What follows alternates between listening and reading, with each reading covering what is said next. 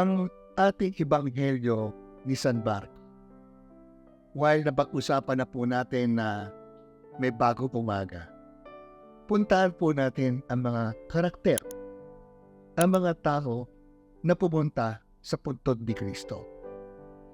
Pero alam nyo, sabi ng mga dalubhasa sa ebanghelyo ni San Marco, mahalaga yung nakita ng mga babaeng yaon sa loob ng puntod ni Jesus. Meron daw isang parang batang-batang mama. Hindi ba sinabing pinata?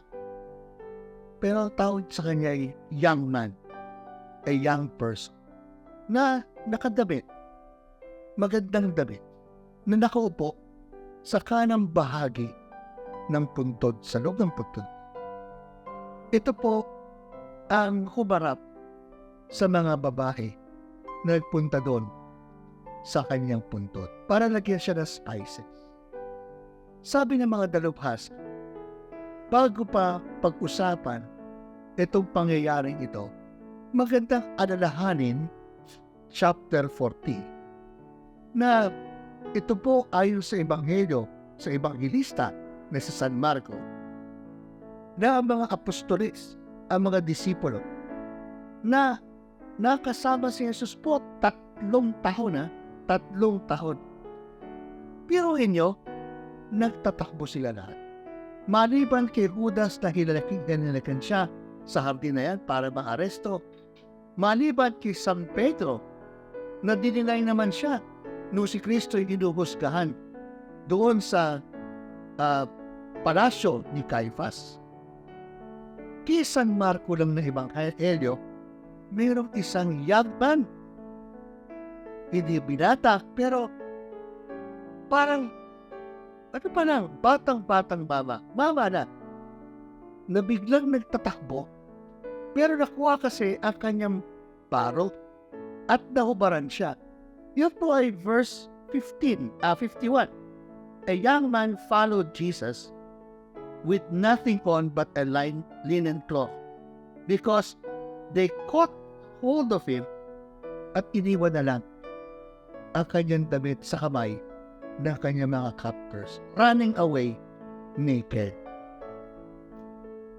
Sabi ng mga dalubhasa, may connection ba?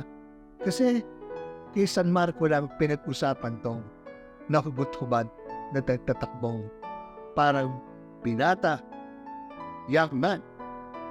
Ang sagot ng dalubhasa, connected to sa isang batang mama sa loob ng puntod. Pero this time, kung lahat ng lalaking apostol, disipulo ni Kristo, nagtatakbo kasi takot sila eh. Piruhin mo, i-aresto ang iyong leader, ang iyong master, arestuin ka, paano ka na? Di syempre ayaw ma-aresto. Tumakbulat sila. Iniwan nila si Kristo. Ang tawag dyan, yung F-word. F-word po ni Marco. Dahil sa takot, fear. Sila'y nagtatakbo, flight. At itong mamang ito, hubat-hubo. Failure. Failure po ang mga apostoles sapagkat hindi nila magustuhan, matanto, matangga ang kahirapan na mangyayari kay Kristo. They were afraid of the cross. They were afraid of pain and suffering. Bakit? Hindi ba tayo takot din dyan? Hindi ba natin gusto na magtatakbo pag meron na tayong problema sa pamilya, sa asawa, sa trabaho? Di ba? Tayo din marunong magtatakbo eh. Pero kung bahagi yan po ng kalooban ng Diyos sa pag-aasawa, dahil sa takot mo, tatakbo ka, ang tawag sa iyo, F-word ulit, failure. Failure. Dito po sa chapter 16 ng Ebanghelyo ni San Marco, itong mga babaeng ito, nung makilala nila ang young man na ito at sinasabi sa kanya, ba't nyo hinahanap siya sa patay? Itong nakabayubay sa krus at namatay, the Jesus of Nazareth you're looking for, who was crucified, He has risen. He is not here. Tignan niyo yung lugar niya. At sabi ng batang lalaking yon, you must go, you must tell His disciples and Peter. He's going ahead of you in Galilee, where you shall see Him. Kasi na sinabi niya sa inyo. Alam niyo, chapter 16 verse 8, ang tunay na original na konklusyon ng Ebanghelyo ni San Marco, the women came out, ran away from the tomb. Same verb ng young man sa chapter 14. Ran away naked, ran away from the tomb. Bakit? They were frightened. F-word, fright, became flight. Fear and flight. Frightened out of their wits. At tuloy, they said nothing to him because they were afraid. Failure. Maging lalaki, maging babae, pagdating sa paniniwala kay Kristo, this time, ang hindi nila mapaniwalaan, buhay siya ulit. Sigurado silang patay na siya. Sigurado sila doon. Pero sabihin sa kanila ngayon na buhay siya, hindi ba sila dapat matuwa? Bakit sila natakot? At dahil doon, nagtatakbo? Di ba ibig sabihin, walang kasama si Jesus na mga disciples niya? Walang sumali sa kanya. Maging sa kanyang kamatayang kapigatian, pero maging din sa kanyang tagumpay na walang pagkabuhay. Alam niyo, sa ating buhay-buhay araw-araw, mas natutuwa tayo sa mga tagumpay, pero nagkalaho.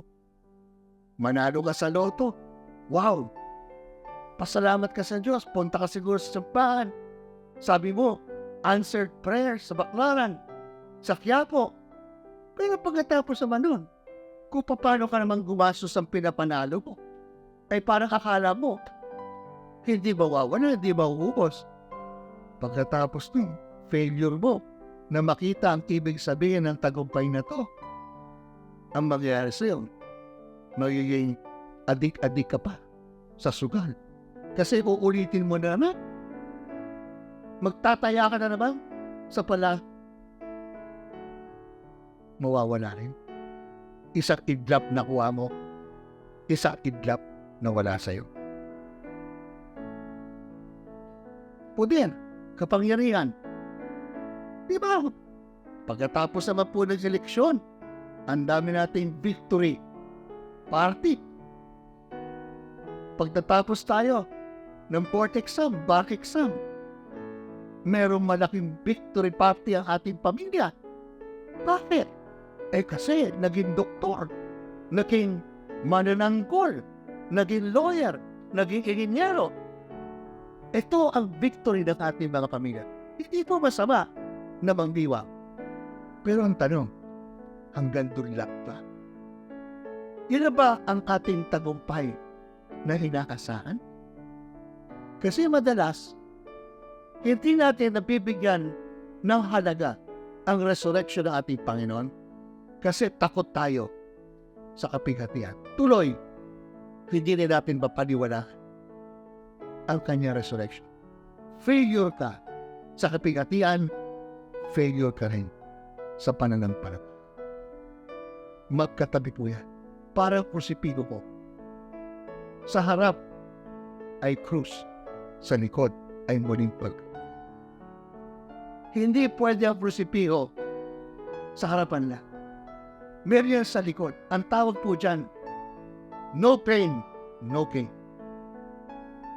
No cross, no crown. No thorn, no throne. O ito, alam niyo to. No ID, no entry. Pag hindi ba na-identify, naging kabahagi ka ng kanyang pag-aalay ng sarili sa kapwa, sa pagliligtas ng iba, hindi ka pwedeng sumali rin sa kanyang tunay natutupad. Kaya, ang ating paraiso ay mga katuwaang pinapiraso. Pagpapalit natin ang paraiso sa kapiraso. Mahalaga po ang pananampalataya sa Diyos na muling nabuhay kay Kristo para atin ding maunawaan more and more na ang passion, ang suffering, ang krus ay kabahagi po ng kalooban ng Diyos. Bahagi yan sa kanyang kagustuhan. Kaya nga maganda sa ating Tagalog kung walang tiyaga, ano po? Walang nilaga. Diba? Hirap, pero may ginhawa at ginhawa. Kung meron tayong ganyang mga sinasabi nating proverbs, mga sinasabi nating mga salawikain, kasi ano naman ang Pilipino na kapag ikaw ay nagtiyaga, ay talaga naman may nilaga. Kung makakayanan mo ang kapigatian, ang kahirapan, sigurado naman, bibigyan ka rin ng ginhawa. Isang araw, nagkaroon kami ng konting victory party na mga gagraduate sa master's program namin. Sa grupo po sila ng mga kabataan, young missionaries po, full-time missionaries ng isang covenanted community. Yun lang naman po ang aking magagawa bilang kanilang teacher, professor. Sabi ko, punta tayo. Doon tayo sa isang restaurant. Simple lang po. Tapsilugan. O di okay, no? Punta kami. 15. Siyempre, at that time, 60 pesos. 900 din naman yun, di ba? 15 tao, kasama ako, higit ko bulang 1,000. Pero napansin ko, doon sa merong cashier, isang dalagita, siguro mga 13 anyos na babae. At nung kami nakaupo na, inaantay namin ang aming pagkain. Sabi ko sa isa, "Te, ito pang pera, 60 pesos. Bigyan mo rin siya ng tapsilog o hot silog." So pumunta siya sa cashier at nung binayaran niya, binigay niya sa dalakita. Tapos sinigawan ko yung aking pinagbiyan. Sabi ko, "Te, sabihin mo, makisala na sa atin." Tinanggap naman niya ang pagkain galing sa atin. Pumunta siya dito, upo sa atin, kasama natin. Pagkandahin na natin. Tapos napahiya kami lahat. Kasi kinausya siya ng dalagita. Nagpasalamat, pero bigla umatay. Alam niyo bakit?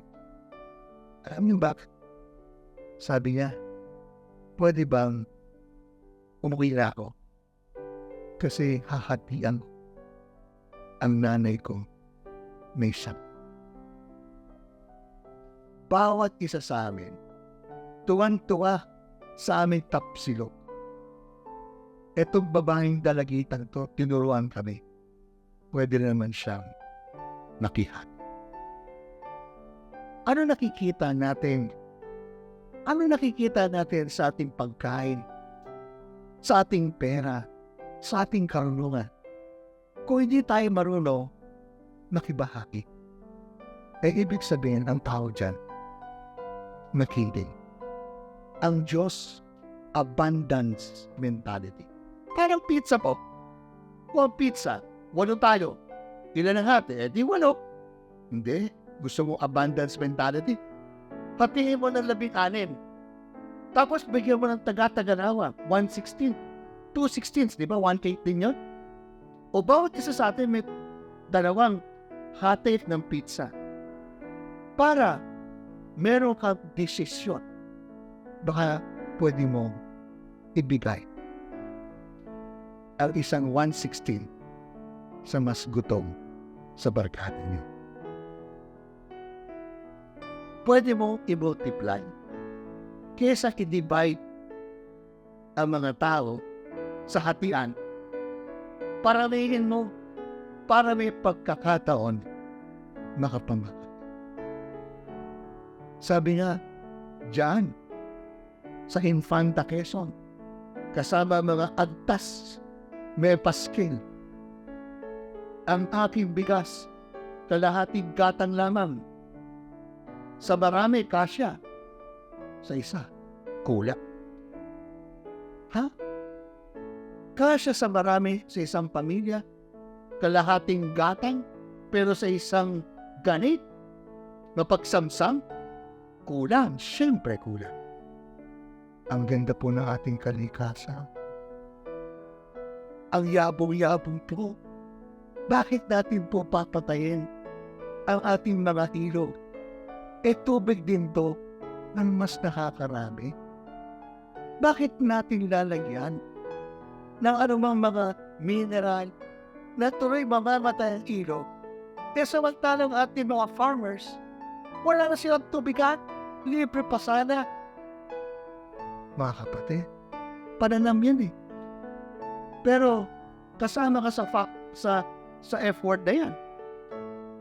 Failure tayo pag hindi tayo marunong makakita ng resurrection kasi hindi natin ma-appreciate ang passion.